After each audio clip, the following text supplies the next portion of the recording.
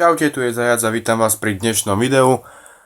Dnes som si pre vás pripravil unboxing. Je to unboxing mojej novej sekundárky Glock 17 3. generácie. Za chvíľku si ho ukážeme. Takže nachádza sa v tejto krabici spolu s ostatnými vecmi alebo spolu s ostatným tovarom, ktorý som si objednal zo stránky airsoftmorava.cz.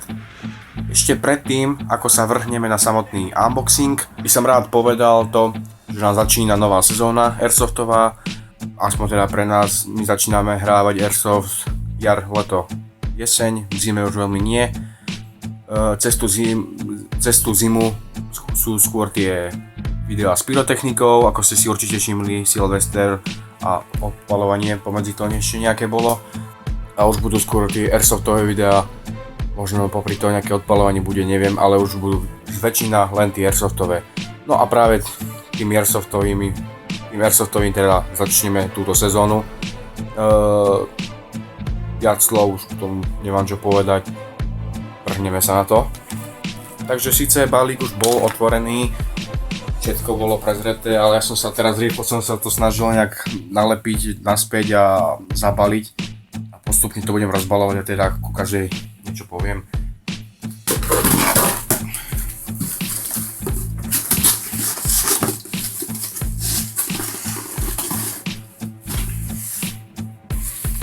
Začnem tým najväčším.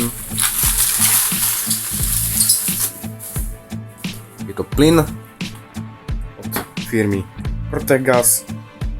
Je to fľaška, ktorá má 1000 ml tohto plynu.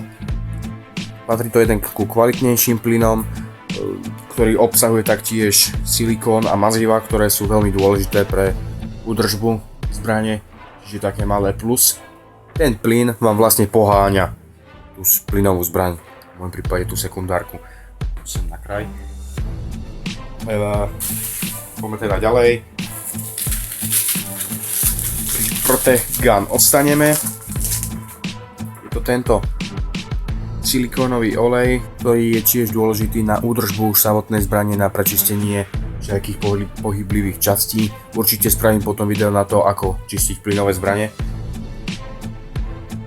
Když sme pri tom ďalšom videu, tak určite máme v pláne spoločne natočiť video, takú menšiu sériu, vlastne ako na airsoft, čo je to airsoft, ako začať s airsoftom, rozdelení airsoftových zbraní a tak podobne. Tam nejdem predbiehať ďalej, tam to bude všetko už potom povedané, zobrazené. No. Ďalej mám takéto 3 chemické svetlá. Je to vlastne taká tá tyčinka, ktorú keď zlomíte, tak pohrkáte trochu s ňou, tak ona začne svietiť.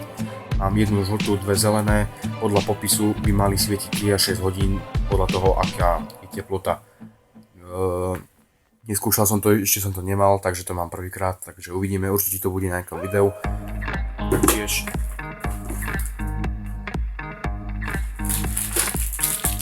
náhradný zásobník, kapacita 21 BBčok. Ďalej tu je takáto čierna kukla, klasická kukla, ktorú si navlečiete na hlavu. Čo viac o tom mám povedať?